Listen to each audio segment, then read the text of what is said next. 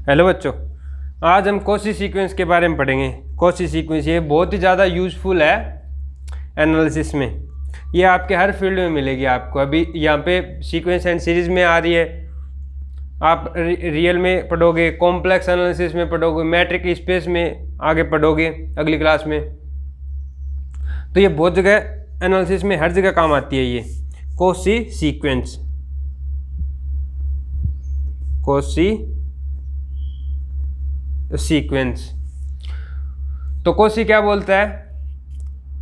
कोई भी sequence x n, let x n be a sequence, let x n be a real sequence, ठीक है, real number sequence. तो कुछ टर्म छोड़ने के बाद, एन टर्म छोड़ने के बाद सीक्वेंस की दो टर्म के बीच का डिफरेंस है वो हम जितना चाहें उतना छोटा कर सकते हैं। तो कोई भी सीक्वेंस दे रखी है और कोई भी जितना चाहे अपना, मतलब कोई गिवन कोई भी एप्सिलॉन है, गिवन एप्सिलॉन ग्रेटर देन 0, उसके रिस्पेक्ट में there exist a natural number k ले लो, ठीक है, there exist a natural number k such that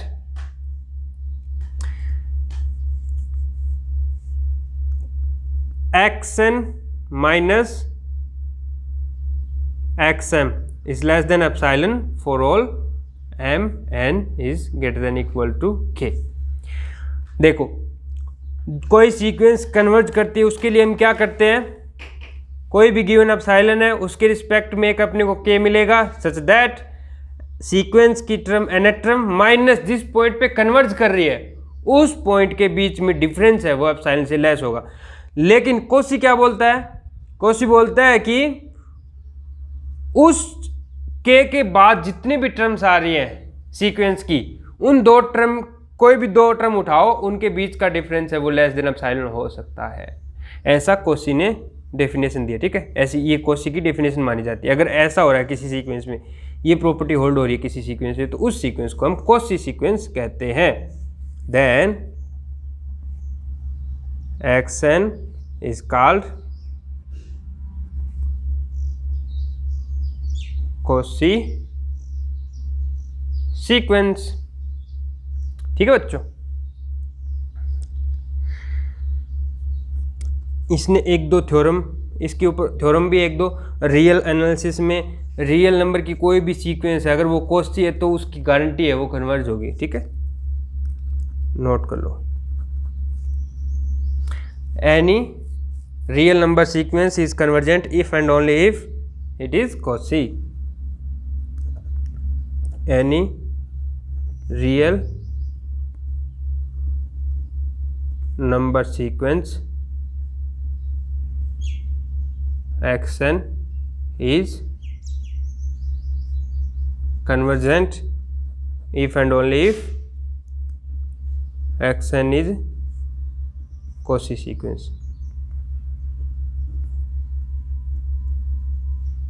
if and only बात है, ठीक है, कन्वर्जेंट है तो कॉची होगी, कॉची है तो कन्वर्जेंट होगी। तो ये वाला रिजल्ट आप यूज करना बहुत ही ज़्यादा यूजफुल है। जैसे मैंने एक ट्रिक बताई थी ना पीछे कि कोई भी सीक्वेंस मोनोटोन प्लस बाउंडेड है तो हम बोल देंगे कि वो सीक्वेंस कन्वर्जेंट सीक्वेंस है और हम उसकी लिमिट निकाल लेंगे। ये रिजल्ट इसलिए काम आएगा कि कोई भी सीक्वेंस दे रखी है आपको और आप उसके बारे में पता कर सकते हो कि वो सीक्वेंस कौन सी सीक्वेंस है, ठीक है। ये बात पता कर ली ना तो आप डायरेक्ट बोलो कि वो सीक्वेंस क्या है, कन्वर्जेंट सीक्वेंस है, और आप उसकी लिमिट निकाल लोगे। तो ये वाला रिजल्ट बहुत ही यूजफुल है। मैं इसके ऊपर आपको एक एग्जाम्पल करवाता हूँ, एग्जाम्पल, ठीक है। सीक्वेंस ले रहे हैं हम x n, x n is equal to 1/2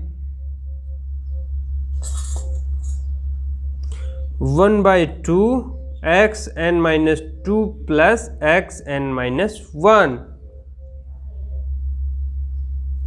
for all n greater than equal to 2 and x1 की वैल्यू दे रखी है अपने को 1 और x2 की वैल्यू दे रखी है 2। ये कोई भी अपना एक एग्जाम्पल लिया हमने, सीक्वेंस लिया xn इजिकल टू 1/2 और उसके पीछे की दो टर्म जो xn-1 और xn-2 है उनका सम, उसका आधा कर दिया। ये हमने कोई सीक्वेंस लिया जिसमें फर्स्ट टर्म 1 है और दूसरी टर्म क्या है 2 है। तो इसके बारे में थोड़ा एनालिसिस करेंगे हम।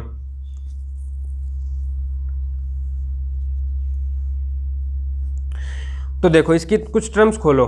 x1 क्या है 1, x2 क्या है 2, x3 क्या है 1 + 2 3/2,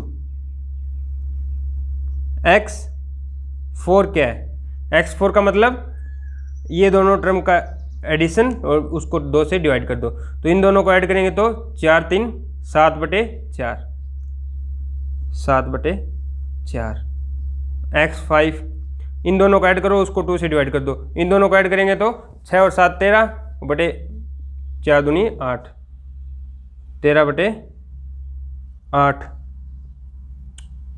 x6 निकाले तो इन दोनों को ऐड करो, उसको 2 से डिवाइड कर दो, इन दोनों को ऐड करेंगे तो 14 और 13 27,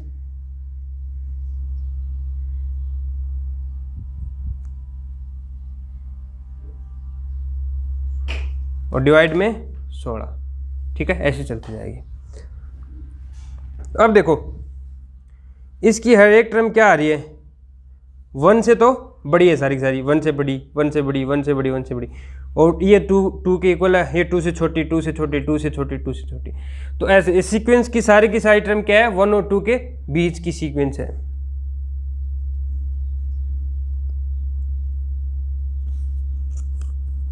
xn इज लेस देन और equal to 2 for all n के लिए। ठीक है, तो देखो कोई भी सीक्वेंस है, अब इसका हमें एनालिसिस करना था ये कन्वर्ज करेगी या नहीं करेगी। तो देखो कोई भी सीक्वेंस अगर बाउंडेड है और मोनोटोन है तो हम डायरेक्ट बोल देंगे वो सीक्वेंस कन्वर्जेंट है, और यहाँ पे एल पुट करके और एल की वैल्यू निकाल लेंगे, लिमिट आ जाएगी अपनी। ठीक है, डायरेक्ट। यहाँ पे हमने क्या देखा, ये सीक्वेंस बाउंडेड है, 1 से और 2 के बीच में आ रही है, पूरी की पूरी सीक्वेंस क्या है 1 और 2 के बीच में बाउंडेड तो है। लेकिन मोनोटोन के लिए देखो पहले 1 फिर 2 फिर डेड, 1/1.5 है ना, तो ये कोई सीक्वेंस नहीं बनी। 1 फिर बड़ी हो गई, फिर छोटी आ गई, फिर 7/4 है वो इससे बड़ा होता है 3/2 और 7/4, तो क्रॉस मल्टीप्लाई करवा के देख लो 12 और ये 14, तो ये कौन सा, ये बड़ा है ना, तो इस ऐसे लगा दो। ठीक है, मतलब ये छोटा ये बड़ा ये इससे भी बड़ा। ठीक है, ऐसे बन रही सीक्वेंस अपनी। 1 is less then 2 greater than 3/2 is less then 7/4, और ये बड़ा होगा इससे 13/8 से, और ये छोटा होगा किससे 27/16 से। तो देखो एक कोई मोनोटोन सीक्वेंस नहीं बनी ना तो ये इंक्रीजिंग है ना डिक्रीजिंग है। ठीक, ऐसे ऐसे चल रही है। तो इस थ्योरम से हम इस सीक्वेंस का निर्धारण नहीं कर सकते कि ये कन्वर्जेंट है या डाइवर्जेंट है, जो भी। ठीक है, कन्वर्जेंट के बारे में हम इसके बारे नहीं बोल सकते इस थ्योरम से। Since xn is not monotone, तो ये तो क्राइटेरिया फेल हो गया ये वाला, इससे तो हम निर्धारण नहीं कर सकते। अब हम चेक करेंगे कि ये सीक्वेंस कौशी सीक्वेंस है या नहीं है। अगर हम बोल देंगे कि ये कौशी सीक्वेंस है तो डायरेक्ट हम इसकी लिमिट फाइंड कर लेंगे यहाँ पे एल वैल्यू पुट करके। तो उसके लिए देखो, तो कोई भी सीक्वेंस को कौशी सीक्वेंस दिखाने के लिए उनकी टर्म्स कुछ टर्म छोड़ने के बाद xn माइनस xm करके उसमें से देखते हैं क्या रिलेशन आ रहा है, वो एप्सिलॉन से छोटा हो सकता है नहीं हो सकता। तो यहाँ पे देखो हम ले रहे हैं xn + 1 माइनस xn,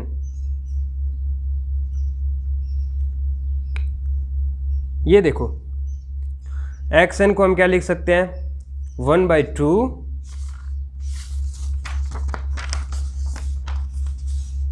xn + 1 को लिखेंगे हम 1/2 xn - 1 + xn, 1/2 और xn - 1 + एक्स एन और माइनस एक्स एन। ठीक है, तो यहाँ से देखो ये तो हाफ एन माइनस वन है और ये क्या है half one by x n और ये क्या है पूरा वन। तो माइनस आधे में से माइनस एक घटाएंगे तो कितना आएगा, माइनस हाफ बचेगा ना। तो ये आ गया 1/2 x n minus one minus x n. आगे बात सुनने, ठीक है, एक्स एन माइनस वन और एक्स एन। इतना ईजी है। अब सेम वही स्टेप फिर करेंगे, इसकी वैल्यू पुट करेंगे, सॉरी एक्स एन की वैल्यू पुट करेंगे, बड़े वाले की पुट करेंगे ना, तो इसमें सेम ऐसा ही रिलेशन आएगा और 1/2 बाहर आ जाएगा। ठीक है, और ये आएगा आपका x n minus two minus x n minus one. ठीक है बच्चों, तो ये ऐसे ऐसे ऐसे चलता जाएगा लास्ट तक। ठीक है, और लास्ट में हम कहाँ तक पहुँच जाएंगे, 1/2 की पावर, देखो n+1 को जब एक स्टेप आगे बढ़े तो 1/2 आया और यहाँ पे एक्स एन माइनस वन और एक्स एन। ठीक है,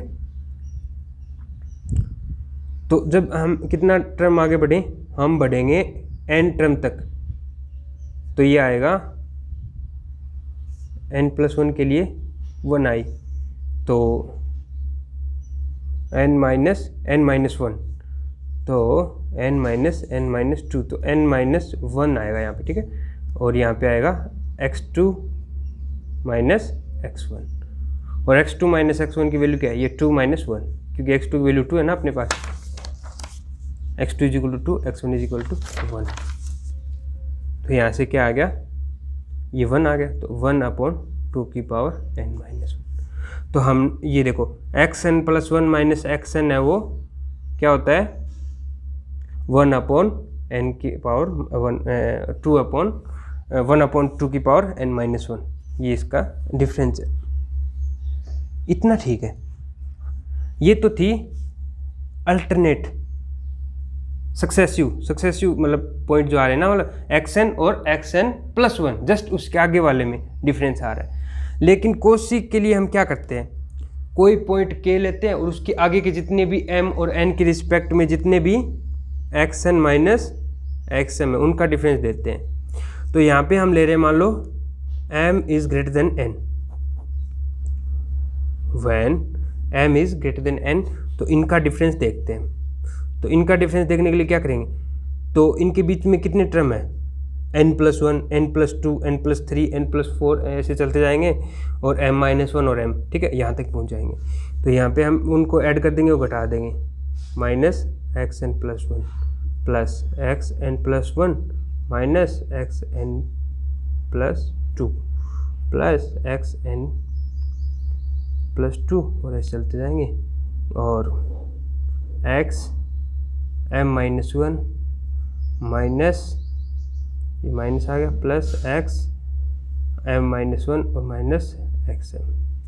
ट्रायंगल इनइक्वालिटी से इनको ब्रेक कर सकते हैं इतना। ठीक है, xn minus xn+1 plus xn+1 minus xn+2, ऐसे चलते जाएंगे, और लास्ट में ये वाला क्या है, xm-1 minus xm।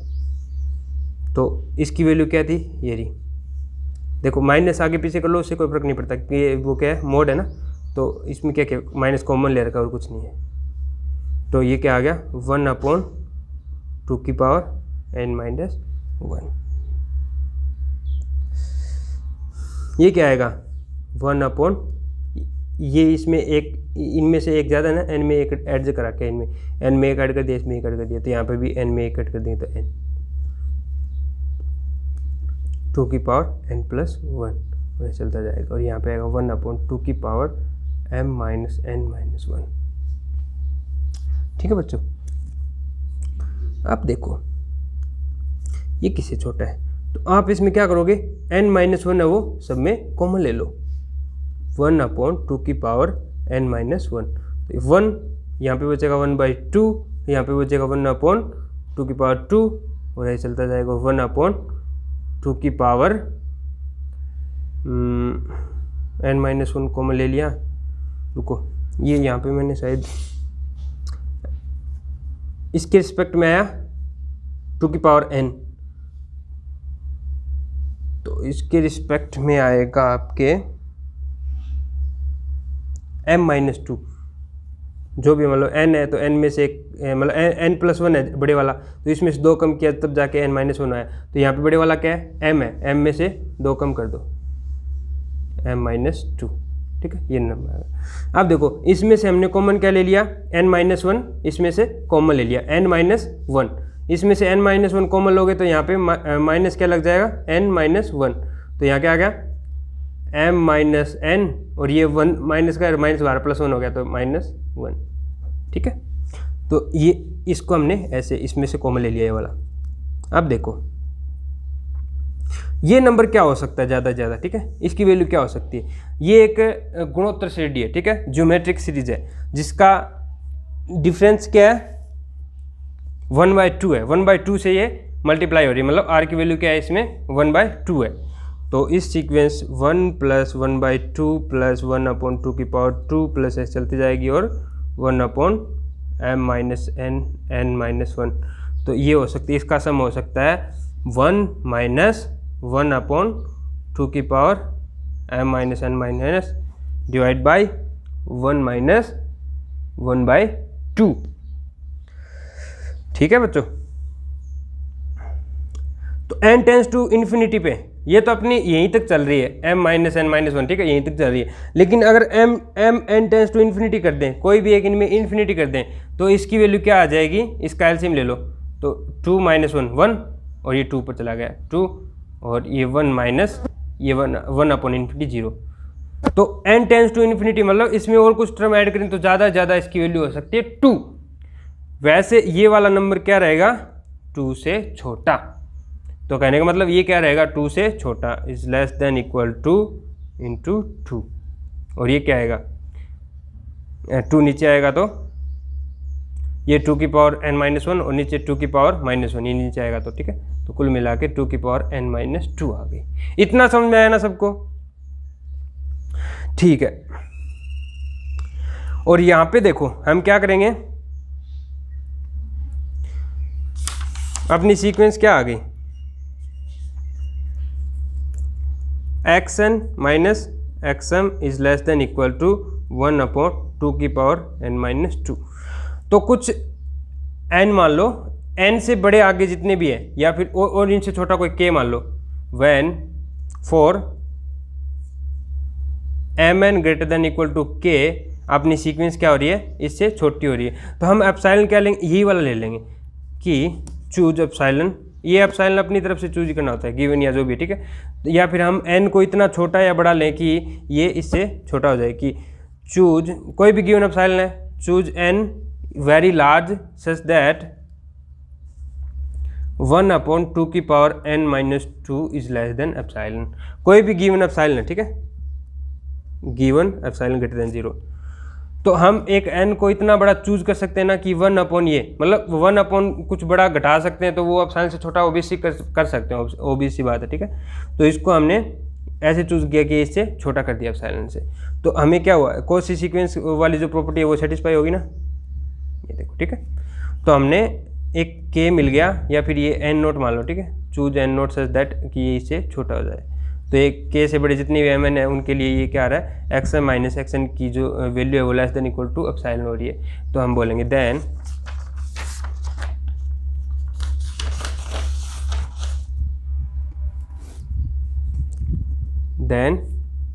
xn is a Cauchy sequence. तो एक थ्योरम का स्टेटमेंट लिखाया था मैंने, कॉची है तो वो क्या है, कन्वर्जेंट है, therefore x is a convergent sequence. तो कोई भी सीक्वेंस कन्वर्जेंट होती है तो उसकी कोई लिमिट मिलेगी। तो अब देखो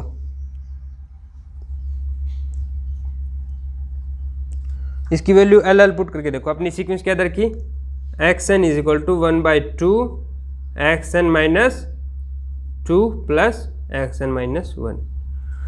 तो कोई सीक्वेंस कन्वर्जेंट है तो उसकी लिमिट अलग एग्जिस्ट करती है। तो n टेंस टू इन्फिनिटी पे ये भी L, ये भी L और ये भी L, मतलब when n tends to infinity तो L is equal to 1/2 L plus L, मतलब L।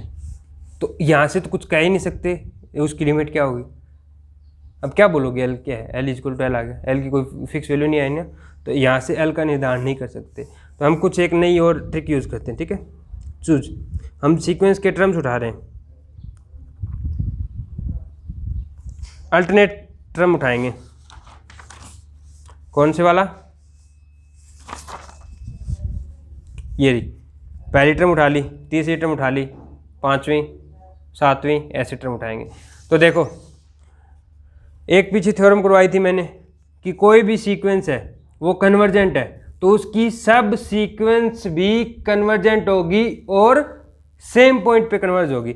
अगर हम इसकी एक सब सीक्वेंस उठा रहे हैं x1, x2, x5, x7, मतलब और टर्म वाली जो सीक्वेंस उठा रहे हैं वो जिस पॉइंट पे कन्वर्ज करेगी अपनी मेन सीक्वेंस भी उसी पॉइंट पे कन्वर्ज करेगी। ये बात समझ में आई कि नहीं आई, ठीक है बच्चों। हम देखो हम टर्म्स उठा रहे हैं, x1 is equal to 1, x3 is equal to 3/2, 3/2 क्या लिख सकते हो 1 प्लस 1/2, x5 क्या है 13/8, और इसको क्या लिख सकते हो 1 प्लस 1/2 प्लस 1/8 2 की पावर क्यूब। देखो 1/8 करोगे तो यानी कि 3/2 में 1/8 ऐड कर दो, 3/2 प्लस 1/8 तो क्या हो गया 6 और 1 7/8, 7/8। तो यही अपनी 13/8, यानी कि 4 12 और 1 13, 13, ठीक है, एलसीएम 13/8 हो गया ना। अब देखो x7 लोगे, x7 अपनों ने यहाँ पे लिखा नहीं, लेकिन वो होगा, इन दोनों को ऐड करो, उसमें 2 का डिवाइड करो, तो इन दोनों को ऐड करेंगे 26 और 27 है, 26 और 27 हो गया आपका 53/32, ठीक है। तो x7 लोगे वो क्या आ रहा है 53/32, और ये हो जाएगा 1 प्लस 1/2 प्लस 1/2 की पावर 3 प्लस 1/2 की पावर 5, यानी कि इस नंबर में, यानी कि ये वाला 13/8 में 1/32 ऐड कर दो, तो ये क्या आ जाएगा 8 चौके 13 चौके 52 1 53/32 आगे ना समझे। तो कहने का मतलब ऐसे सीक्वेंस चल रही है। ये ओ टर्म वाले को हम लिखते हैं x 2n + 1, तो 2n + 1 के लिए ये 7 आएगा यहाँ पे, ठीक है, और यहाँ पे क्या आ रहा है 5, मतलब 2 कम आ रहा है, इस वजह से कम आ रहा है 2, तो ये चलेगी 1/2 प्लस 1/2 क्यूब प्लस ऐसे चलती जाएगी और लास्ट में आएगी 2 की पावर 2n - 1, मतलब इस वाले से 2 कम, तो इसमें से 2 कम करेंगे मतलब -2 करेंगे तो यहाँ पे -1 आ जाएगा। ये देखो 5 है ना, यहाँ पे 7, 3 था, यहाँ पे 5 था, 1 था, यहाँ पे 3 था, ठीक है। तो ऐसे चल रही है सीक्वेंस। ये सीक्वेंस अपनी और टर्म की जो सीक्वेंस है वो ये वाला नंबर आ रहा है। अब देखना है अपने को n टेंस टू इन्फिनिटी पे ये जो सीक्वेंस की टर्म है वो कहाँ जा रही है n टेंस टू इन्फिनिटी पे, ठीक है। तो यानी कि इसका सम देखना है कहाँ जा रहा है। तो यहाँ से इसका सम देखने के लिए हम क्या करेंगे 1 प्लस, इसमें इस सीक्वेंस में से 1/2 कॉमन ले लो, 1/2 कॉमन ले लिया, 1 प्लस 1/2 की पावर 2, 1/2 की पावर 4 और प्लस ऐसे चलती जाएगी 1/2 की पावर 2n - 2, ये आ गया। और फिर देखो ये फिर वही ज्योमेट्रिक सीरीज बन गई है ना, ज्योमेट्रिक सीरीज बन गई। तो इसमें डिफरेंस क्या है 1/4 का है आपकी बात, ठीक है, 1/4 है वो r की वैल्यू है। तो इसका हम सम निकालना चाहें तो क्या होगा 1 - 1/2 की पावर 2n - 2 डिवाइड बाई 1 - 1/4। तो यहाँ से देखो इसका एलसीएम लेंगे 3/4, 4 ऊपर आ जाएगा 4/3, और n टेंस टू इन्फिनिटी पे ये बचेगा ओनली 1, तो 4/3 आ गई। ये sequence n tends to infinity पे कहाँ जा रही है 4/3 पे। तो ये क्या कर दिया हमने x 2n + 1 limit n tends to infinity पे आ रही है ये वाला। तो ये क्या आ गया कट गया, तो 2/3 + 1 मतलब 5/3।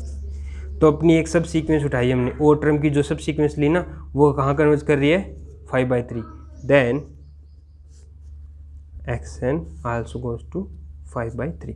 तो हम ऐसे देखो डायरेक्ट वैसे एल रख के तो हम नहीं निकाल पाए ना, एल निकाल के, लेकिन हम ये वाला ट्रिक यूज़ कर सकते हैं कि उसकी जो सब सीक्वेंस है वो भी जो जहाँ सीक्वेंस कन्वर्ट करेगी वहीं कन्वर्ट करेगी, और सब सीक्वेंस की अगर हमने लिमिट निकाल दी तो हम इसकी भी लिमिट निकाल सकते हैं। ठीक है बच्चों, ये थी अपनी कॉची सीक्वेंस, कॉची सीक्वेंस की डेफिनेशन और वो कहाँ यूजफुल है ज़्यादा। ठीक है, क्योंकि आपने यहाँ देखा मोनोटोन और बाउंडेड काम में नहीं आया, तो हमने क्या दिखा दिया उसको, कॉची सीक्वेंस प्रूव कर दिया। कॉची सीक्वेंस प्रूव कर दिया तो मतलब वो कन्वर्जेंट है, कन्वर्जेंट है तो उसकी हमने लिमिट फाइंड कर ली। ठीक है बच्चों, तो ये वाला था हमारा कॉची सीक्वेंस। इसके बाद बहुत सारे आगे कुछ डेफिनेशंस है, बहुत सारे थ्योरम्स और रिजल्ट वगैरह वो सब कुछ हम प्रूव करेंगे। ठीक है बच्चों, आज के लिए इतना ही।